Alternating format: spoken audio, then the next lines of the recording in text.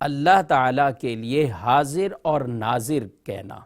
بہت سے لوگ عام گفتگو میں اسے استعمال کرتے ہیں، اللہ کو حاضر ناظر جان کر میں یہ بات کہہ رہا ہوں، اس طرح کے کلمے استعمال کیے جاتے ہیں۔ تو یاد رکھیے اللہ رب العالمین پر ہر شے یہاں ہے۔ رب تعالیٰ دیکھنے والا ہے، رب تعالیٰ سننے والا ہے، رب تعالیٰ سمیع بھی ہے، بصیر بھی ہے، خبیر بھی ہے، اور رب تعالیٰ شہید بھی ہے، یعنی جسے کہا جاتا ہے کہ گواہ ہے۔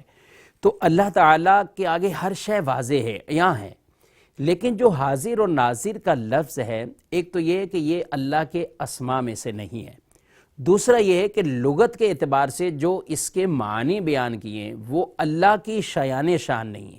تو اس لیے علماء یہ کہتے ہیں کہ اللہ رب العالمین کے بارے میں حاضر و ناظر کے الفاظ نہ استعمال کیے جائیں، اس کی جگہ اللہ کے لیے سمیع، بصیر، شہید، اس طرح کے کلمات وہ استعمال کیے جائیں اور وہ بولے جائیں۔ حاضر ناظر ہمارے یہاں عمومی طور پر زبانوں پر یہ جاری ہوتا ہے، تو اس لیے اسے نہیں بولنا چاہیے۔